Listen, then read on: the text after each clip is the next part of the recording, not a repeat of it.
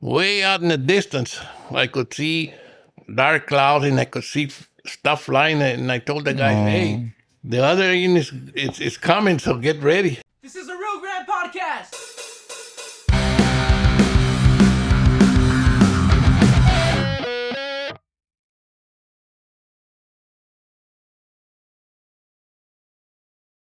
Presented by A&I Financial.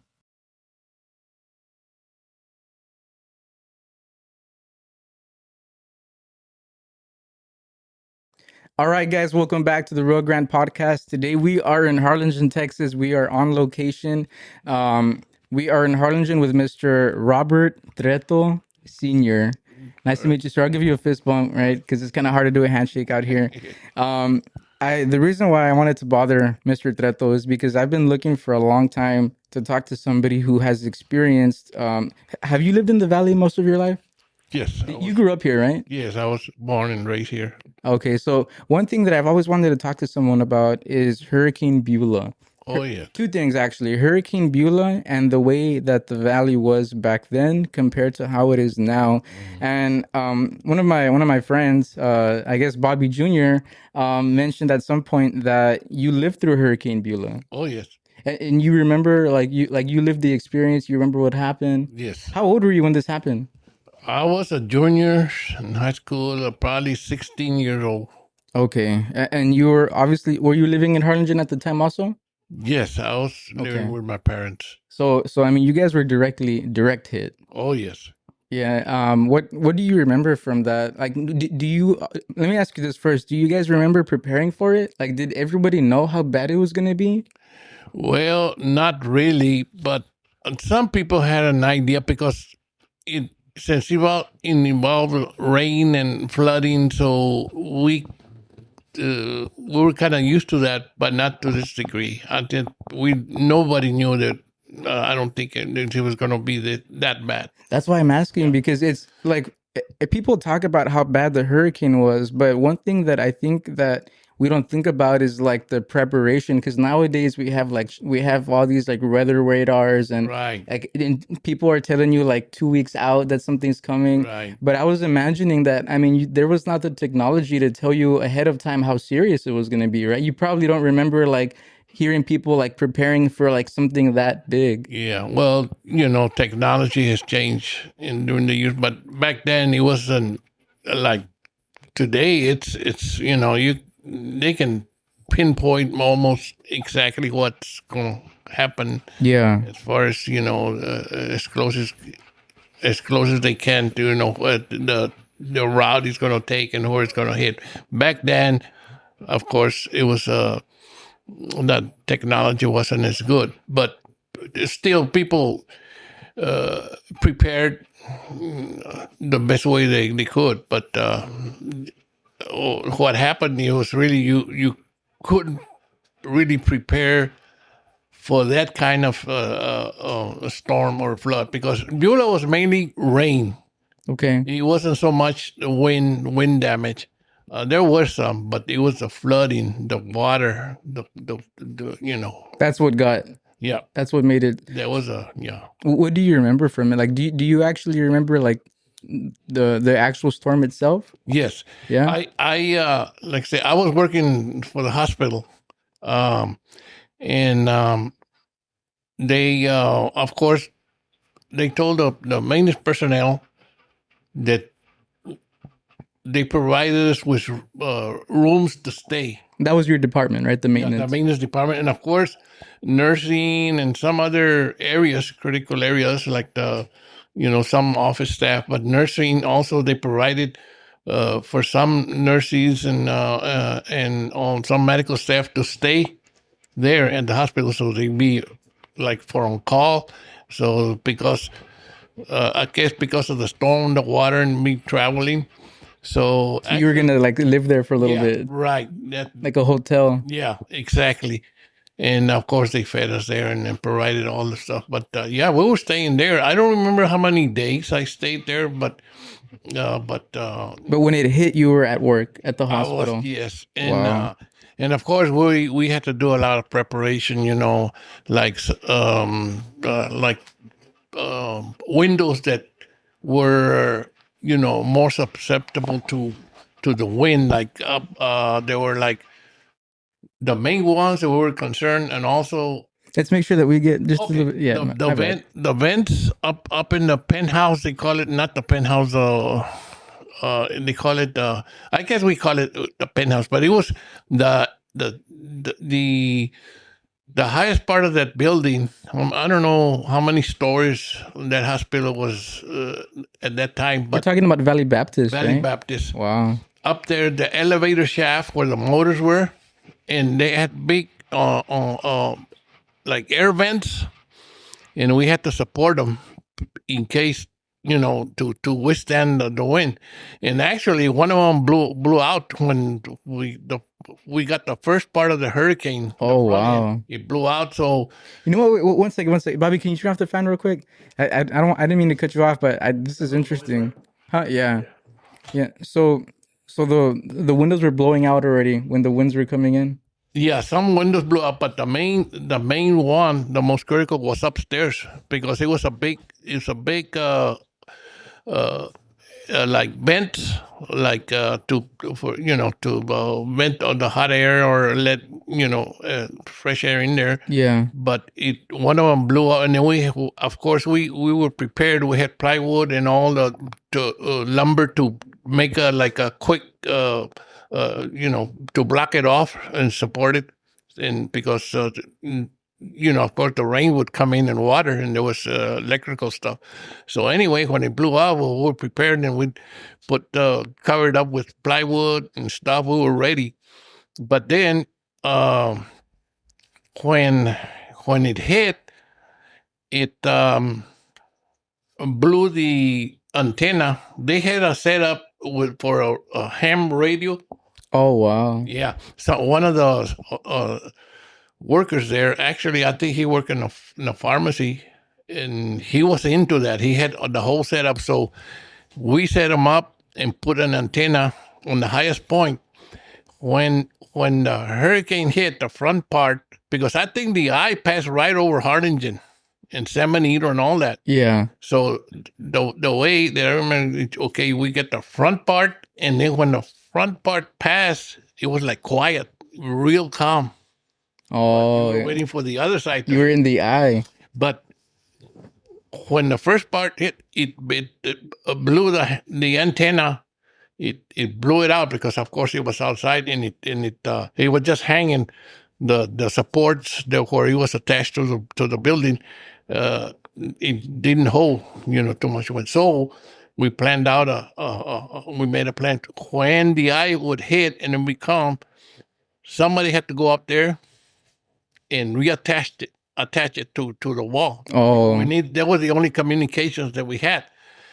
So I was the one, since I was the youngest, and They threw you out there. yeah, so I had to go out there, and of course I took the tools and whatever I needed real quick, and rope. They were kind of, they tied me with a rope in case I failed or something. But anyway, so I got it installed, put some supports in. I didn't have that much time. Actually, I could see way out in the distance. I could see dark clouds, and I could see stuff flying. And I told the guys, "Hey, the other unit is coming, so get ready." So I went inside, and then we covered the opening, because I went out to that opening for the window. I mean, the Yeah. vents blew, so we put it back. And so when the other side of the hurricane hit, the antenna held, and so yeah, so it was for the ham radio, the thing for the communication. Yeah, and that's the only antenna you had, right? So you needed it. I'm gonna say this, guys. When we sat down here to talk about this, I had no idea you were actually working at the hospital during the storm. Yes. And then, of course, we made a lot of preparations in the physical plan, the routine stuff, stuff that would blow away or be ready to have Damage. damage control and all that stuff. Generators, make sure they were ready to go. All that other stuff. And then after it hit, I don't know how it came about, but I wound up transporting mainly nurses to their Oh houses. yeah. Yeah, I think what happened is they were staying there also, but it came up time that they needed to go home.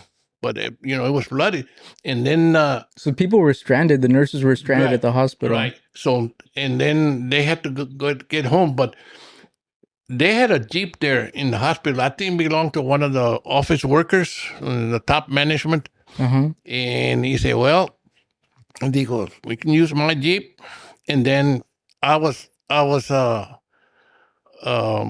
given the job to drive these nurses, back and forth, take them to where they live, and On the then Jeep. yeah, So you were driving through the flooded. right, So you actually saw all the damage, yes, the and aftermath. yeah, and if I remember correctly, that the bridge that goes through Arroyo 77, that goes by Chiplis and all that, Mm-hmm. they closed it down because the water was so high, and it went at that point somewhere. It went, it went over the banks.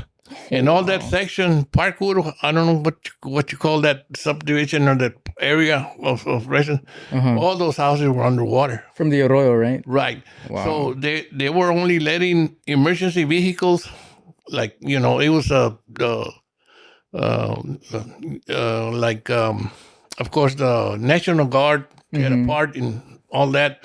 So they want to only let emergency vehicles go through. And so they gave me a special pass, and I would show them, and they would let me through past the bridge so I can take these nurses to their houses. And some live out like on the outskirts of Harlingen. And I mean, that was like water all over. What did it look like? I mean, was everything just Like destroyed? a big lake. A big lake. So So, there was not even like destroyed buildings because everything was underwater, right? well, a lot of buildings were on the low ground, but and there was a little wind damage that I remember. But like I said, the main damage was the flooding and the water. You couldn't even see the roads, probably, No, right? no. Sometimes the stop signs, you could only see the stop sign, you couldn't see the pole. Wow. So, but I knew the routes where that were high. The streets were higher, even though they were flooded, and I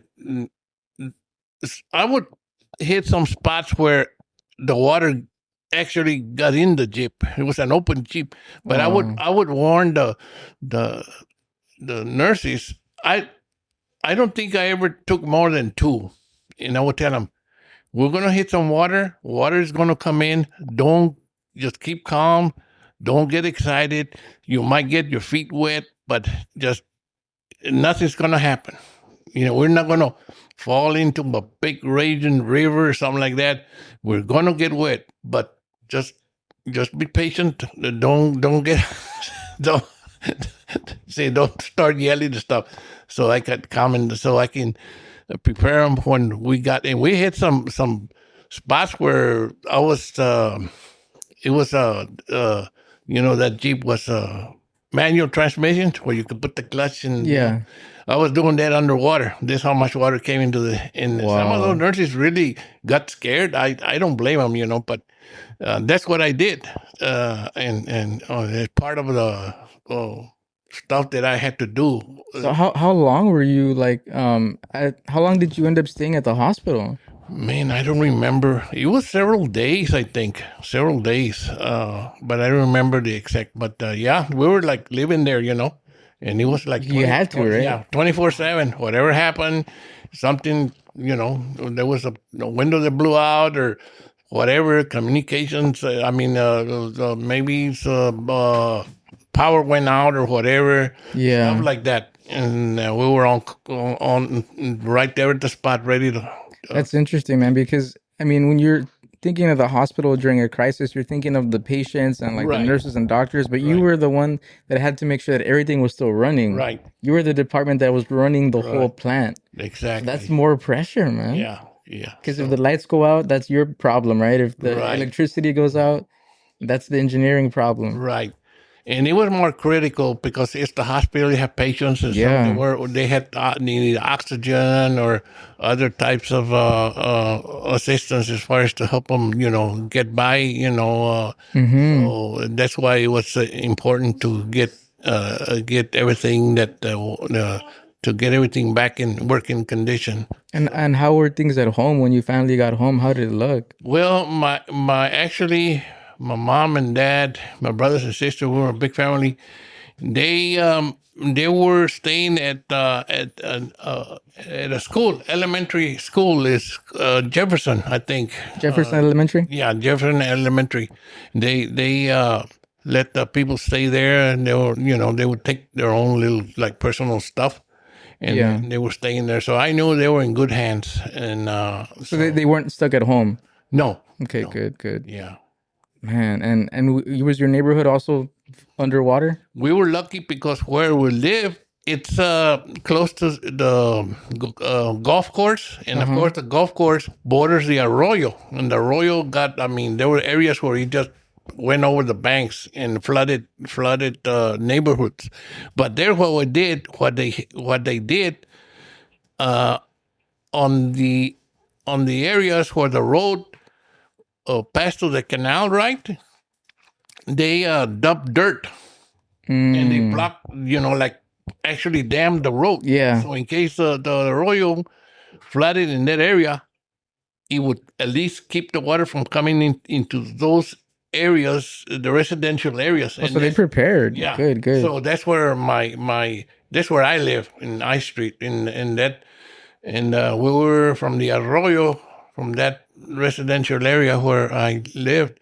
It might have been maybe like I don't know, maybe less than a quarter mile. Oh, so you're super close. Yeah. But they made a little levee though. A little. Yeah, on the openings where like you where it met that canal, and they just dump a bunch of dirt and dammed it up. And how long was everything flooded underwater? I remember areas, especially out in the farm areas, that their water stood there. They were like big lakes for I think for a couple of years after that. For years. Yeah, maybe more. Like it made ponds basically. Yeah. Wow. Like farmland that held that water for the longest time, and I guess eventually it dried up. But yeah, there was way after the hurricane, there were a lot of areas, especially farmland. They were just big old lakes, like lots of water. Man, and I that's interesting that you were part of like a disaster response. Right. Then when we came and we turned on the microphones, I had no idea you actually worked it. That's different than someone who just experienced it at home or at the Jefferson Elementary or something. Right. Yeah. And you weren't afraid like to be away from your family? No. But you had a lot of work to do, right? So you couldn't even think about that. Yeah, You were busy. Of course, I was concerned, but I knew they were in safe hands because they were in a shelter, so to speak, in a safe area, and and my mind was focused on on actually on the job. You were busy, man. My duty, yeah. I was busy. That's probably one of the busiest departments in a disaster. Yes. The engineering, the maintenance crews. Right. I mean, you are the literally the life of the whole building.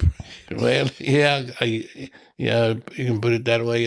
And it was a good sized hospital at that time already. Yes, it was. Yes, it was. It was one of the main ones here, right? There was only a couple. Yeah. Yes, it was one of the main ones here in the valley. But yeah, I like I said, I went to the whole. I mean, I lived it. I mean, down to getting real close to as far as damage control and trying to work out and get everything back working back at when something went wrong, try to keep everything. Did you have to move patients around too, or any of that stuff? No. Okay. No, it never came to that. Safe the patients were safe there. They were in good hands. Yeah, we've seen that. Like the Army Corps of Engineer came and they made like makeshift little hospitals in schools and in buildings, and they had a bunch of cots. Like, I mean, there was a lot of damage, And one thing that we tend to forget is that the whole like infrastructure of the valley was not it was not the same back then. You know, the homes were a little bit more like modest, smaller Yes, homes. Everything was correct. frame homes, Right, so it was easier to get destroyed. right. Which it was a recipe for disaster. And there was also tornadoes, if I remember Yes, there were correctly. tornadoes. Yes, yeah. And you know,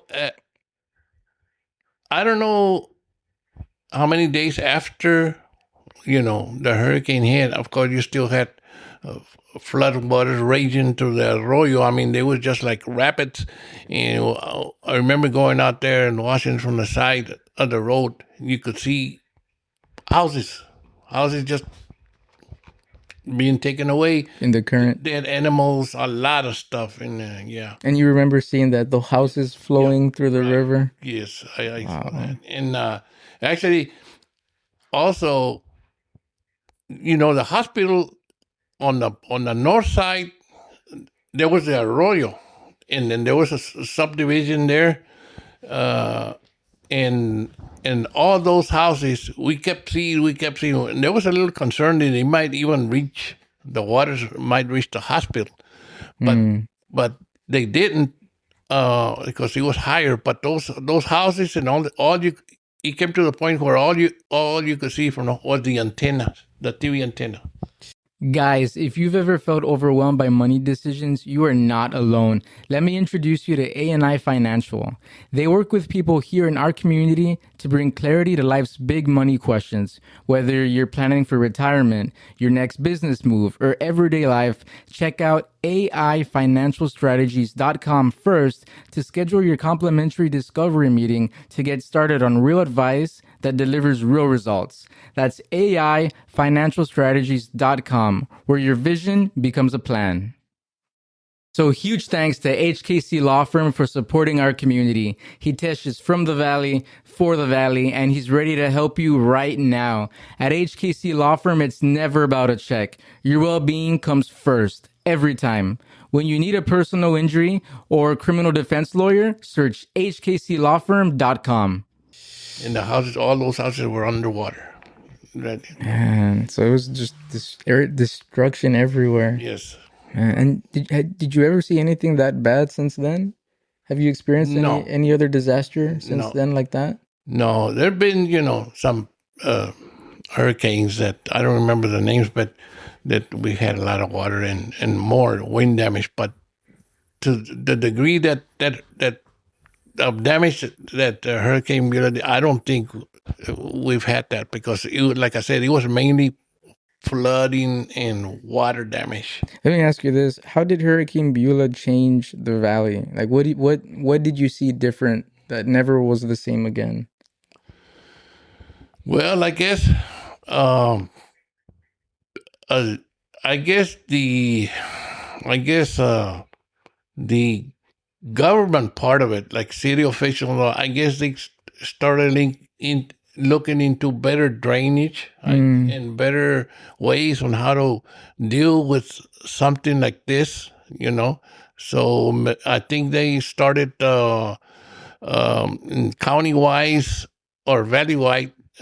I think that's when they started either improving, or maybe that's when the floodway system was started. I don't remember, but if they had it, they made a lot of improvements. But I don't remember.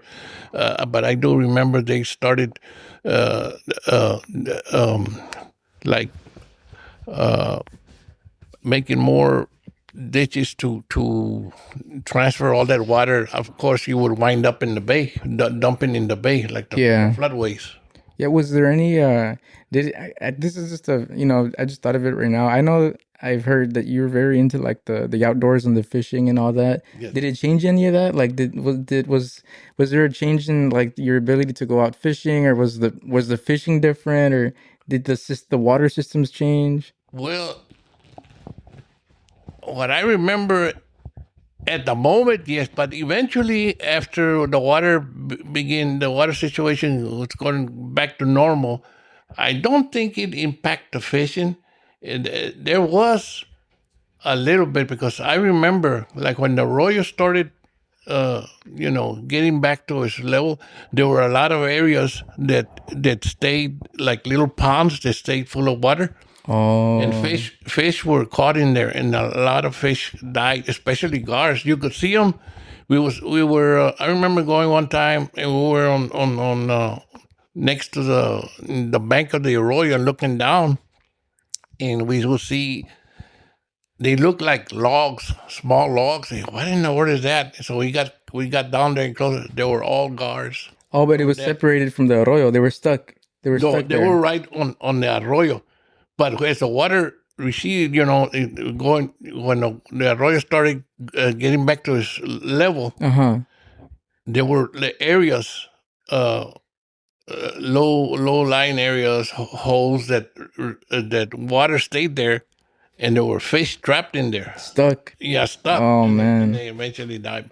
But Did you have a heyday? Were you having fun getting them out? well, I don't remember if we tried to do that because uh, I think that day that we went, they were already been dead. They had been dead for some several Oh days, and they were already, yeah. they were no good. But I wonder if somebody must have had a fun day. yeah, I'm Somebody pretty sure must there have. was other groups that got there when they were trapped, and Yeah, they were still moving around, and probably got some of those. the bigger ones, Yeah. because that would have been easier, right? Probably, right? To get Yes. them out. Yeah. Did you ever catch like debris or like accidentally get stuck on a chair or something? Your line, or did you ever get affected by the all the debris? No, None of that. because I think all this stuff wound up out in the bay, and they got spread out all over there. I heard that there was a lot of trash on the bay for a long Yes, time, right. on the beaches too. Yes. Do you remember any of that? Like all the lumber and the wood and all Yeah, there that? was a lot. Yeah, a lot. Like piers, sections of piers. Mm-hmm. Sometimes, like we would go out fishing after that, and then we'd see these big old objects. Say, man, what is that? It's a big old section of piers that they were left over from Beulah that tore up Oh, from the piers over there at the island Port Isabel. and they just took off somewhere else. Yeah, they were just floating out there. Let me ask you this: what did the valley look like back then? Because do you remember? I mean, from what we see, I mean, we still have a little bit of it, but I know that before it was a whole bunch of just orange fields and sugar cane. Mm. What was it like? What was the Rio Grande Valley like in those days, or how it's different from today? Well, I don't know at that time if they were the sugar cane was being planted or harvested. I think they came later, but citrus, yes. You come to the valley and you will see. I mean, Everywhere. citrus all over. Whether it's oranges or grapefruit. I mean, that was the main thing in the valley, the citrus, and of course they planted like more winter crops that Mm. time that I remember. Like now, it's hard. They hardly deal with that. The farmers there, I think right now it's just grain, cotton, and that's about it. And some farmers plant a little winter um, cabbage and Oh lettuce and yeah. stuff like that, but not to the degree that they planted back in those days. And it was fields everywhere. Yes, Everywhere. everywhere. What would I mean? I'm gonna say this because right now people still think that, or one thing people say about the valley is that there's not much to do here, right? What would people do for fun back then, in those days when it was mainly agriculture? Well, Where was there to go, or what was there to do, or what were the attractions? the beach. That was the main thing. True. Yeah, so the beach, and of course, going to Mexico to shop and stuff like this, and but as far as the compared to right now, right now you have, of course, a lot of places where you have like for example, you had that. Well, it's not there anymore. Like the Slitter bomb, that Oh yeah, and stuff like that's it was a big thing, and they still have some, but it's not. It's another company. yeah. But the And beach was the main. That was yeah, everyone would the go out fishing. there. Yeah, and then back then, and many people don't know about this. There used to be a pier that went out to the second bar, in off the beach. It would take off and it would tee off On the beach side. on the beach side onto the second bar, and it was real high. And I think the name of that place was Clyman's Pier. I think Clyman's or something like that. But that was a very popular place. A lot of people were fishing. But then Beulah blew it away. Oh, that got affected too? Yep. And it was never rebuilt until like maybe I'm saying 3 or 4 years ago, and he came out in the news. Clayton's, beach bar. Yeah, that's where Clayton is. I think that's where that pier was. I think they're starting to redo it. Right? I haven't been to that area. I'm a fisherman. I fish, but I hardly ever go to the island. I just stay on the Port Isabel side. Yeah. But the last time I went out there, they already had pilings and some part of the pier done. And it was in that same area. I think so. Was the island also underwater when all the flooding was happening? Did you ever go check it out just to check out the damage or to look around? No. Or was it available? Was it open, or maybe it was closed at the time? It could have been closed. I think back then the old causeway was still the Queen Isabella. Yeah, I think the old one. I think because I don't remember when they start building the new one. But no, yeah, I wouldn't have been there in those years. Yeah, I don't think so. So it was still. So anyway, I didn't go. It was sometime after Beulah that we started going fishing again, and but I'm pretty sure the island had a lot of water, but it's different because the water there, like at the island, I mean, it's if it's flooded, well, the water level is almost, it's not that high there. So any water comes, it'll go back, it'll go back into the Gulf. True, into the Gulf. Yeah, so it's not that big a deal. Yeah. Or the water won't be trapped. Right. But as far as buildings being damaged, I don't recall, because back at that time, compared to now, you didn't have all those businesses and those hotels and those the resorts and I'm pretty sure the small mom and pop buildings that were there, they probably got blown off or something because of there was some wind damage, but the main thing was the water. The water, yeah, man. Do you prefer the way the valley looked back in the day, or do you prefer the way it is now? Well, what was the better Rio Grande Valley? Well,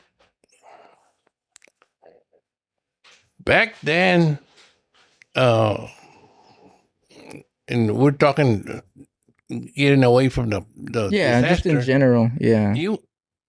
To me, it was more peaceful down here. People got along, better, and of course, going to Mexico was a big thing for us. Like a lot of Valley natives have their relatives over there, right? Yeah, and easy to go visit them now. And it's not like right now. It's not the same. Yeah. That's true. As far as going over there, and there's a lot of issues that you have to consider when you go over there on across the border. Do you still go from time to time, or do you stay here now, or to Mexico? Yeah, not as much as we used to, because you have to be careful. Yeah, like before, we'd go out and mainly visit my wife's relatives live over there. Like she has a lot of cousins and aunts and uncles, and we would go out there. And you've lived your whole life here, right, in the Rio Grande Valley? Yeah, my whole life. Let me ask you, what has kept you here at home all your life? Well, I guess it's the I mean, the fishing doesn't hurt, right?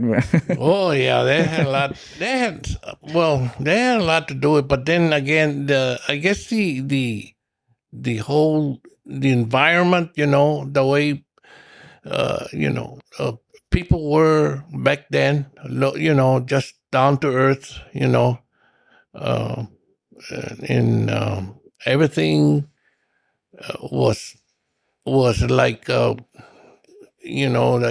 old school, not you didn't have all these issues like right now. Mm-hmm. Families face individuals, from jobs to, you know, um, getting loans and all that Oh that's yeah, involved, things were easier back then, Yeah. probably. Probably, yeah. Okay. Did you ever move away for a while, or? No, just when I went to the service. Of course, that's the only time that where I spend most of my time out of the valley is when I entered when I went into the Navy, and that's about. And then you came back home. Yes, I Yeah, came. yeah. Yeah, Yeah, and so it's all been here in Harlingen too, right? Harlingen. Yeah. Correct. Yeah. There was one year when I changed jobs. I live in San Juan. I was working there at that basilica, but we didn't sell the house. We just lived in a RV park, and then we decided to come back. Was that before the plane crashed into the church? Yes, because that happened, I think, in '71, Uh-huh. and it was left like that. It stayed like that for years. I guess there were, funds. There were, raising funds to get it back, and and then finally, I guess it got to a point where the diocese, okay, we're ready to build a new basilica, and that's where I got into picture. Oh, once it was rebuilt? Yes, they needed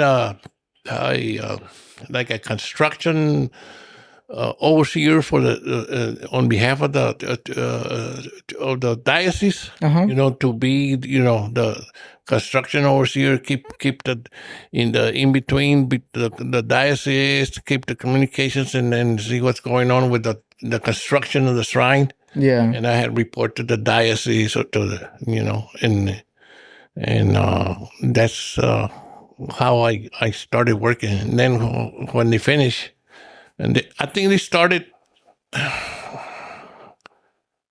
back in '77. Rebuilding? Yeah, when I first showed up, when they hired me, they were barely setting up the elevation. All to restart.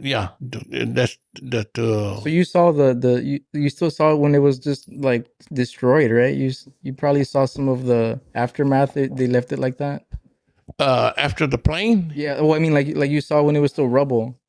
and I actually didn't see the rubble after the plane hit. Of course, just the only thing I saw was through the news and paper, to the newspaper. But I think the only thing that was left of that church was a bell tower. Mm-hmm. I think that's what I heard as well. Yeah, because they hit like the main part, right? right. Like, yeah. Yeah. The whole. I think the whole thing burned down, but the only thing that stayed there was the bell tower. And that was not long after Beulah, right? It was just a few years after, probably, like in the early '70s. Yes, I think it was in '71. I think. So, and Beulah was '67. Yeah, I was not too far off, yeah. man. A lot of things were happening, man, in the valley during those days. Yeah. Yeah. Was there anything else, any other crazy event that has happened here at home? That, like, any other memorable event that you can think of? And hopefully not, right? But I mean, that had to have been like the worst. Yes. Well, there were. It's interesting because you've seen the growth of the valley. Like, you've lived here for your whole life. Right. You've seen it become what it is today. Yes, like before, like when you go up the valley in Hidalgo County, like McAllen, Far, San Juan, Alamo, you could actually see a separation there on the cities. Now it's just one whole metropolis, I guess. I The one mean, road divides the yeah, cities. everything is all businesses and everything. It's changed a whole lot, and of course the expressway. Back then, I don't know how many lanes they started, but and then recently I think they added two more. But it's really changed as far as the roadways, especially the expressway. I think they should have added two more because the way it is now, rush hour. Yeah. Golly, it's just almost bumper to bumper from Brownsville to Mission. You're not working anymore, are you? Hopefully you're no, not. Okay, good, no. good. So you don't have to deal with all the traffic and everything. No. Yeah. No. But I do hear that you spend a lot of time on the water still, right? Yes, I go fishing. I go on my boat. I take my sometimes Bobby or my son or my cousins, mostly family. I go out. I enjoy it. I've been doing it since I was a small kid. My uncles used to take me, and that's where it's all started. So I'll ask you one last question. So that's probably, would you say that's probably the biggest thing you do? The hunting and the fishing, the outdoors? The outdoors, yeah, camping, Okay. and then I used to take the kids camping back then. We'd go out in a trailer for a week and stay out there. And there was a nice park. I think it was called Camp Riverview. I think, or it's right next to New Brownsville, Oh, okay. off the Guadalupe. Oh, wow. Okay. Yeah. Gotta check that one out. And close to green, the Yeah, around the yeah. New Braunfels area. Yeah. Check it out. It's real nice. And then the main thing is the city's close there, so you got the Walmart, HEB, Urinata or something. It's just like a skip and holler from there, and it's real close. So I'm gonna ask you one question. Give us one reason why we should try experiencing the outdoors. Why should we go out there? Well, first of all, it's an experience where you appreciate nature. You see wildlife. You see uh, people enjoying the outdoors. Besides I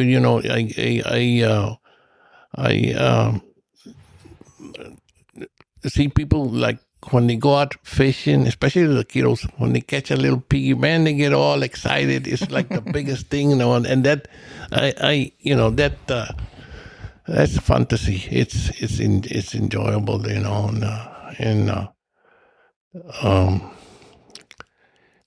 I say to some of the folks, like I have relatives that live in Austin and all that shit. Man, I think we got the best place to be here in Texas because we got the beach, we got Mexico, and it gets hot, but hey, at least during winter we're not over there stuck in Shoveling snow and yeah. driving on ice. Right. Yeah. All that stuff. No, yeah, I agree. Okay, well, I appreciate the conversation. I had been having such a hard time finding someone who had experience just living through that, and that could remember. Right? It's that has to be one of the biggest like historical events of the Rio Grande Valley. I would say. And there's, I mean, what is it? There's that plane crash that apparently you had a connection to also because you worked there. Yeah. There's the Alton bus crash. You heard about that one? Yes. There's the Hurricane Beulah. I mean, there's only so many. The far riots, but I mean that has to be one of the biggest ones. So I appreciate the time, and man, and you really do like you remember everything, and you were so involved in it. Yeah. I thought you were just gonna have been watching from your window, but man, you were like in the thick of the action. Yes, and you mentioned the fire riots back then. That the political scene back then started to change. After that, when it was the same movement that the African American population went through, civil rights and all. Yeah. We went through about the same thing, but it was as the Mexican Americans, we went through a lot of that, and there was a lot of, a lot of struggle back then to be able to get like we are now. I mean, now like back then, you hardly see like, or there was hardly any like uh, Mexican American lawyers, doctors, Oh, and stuff. yeah. High end, Positions. careers, Yeah. position like that. And yeah, it's been, that was one of the main things that happened here that I lived. You saw it. I saw it. I lived. Yeah. Mhm.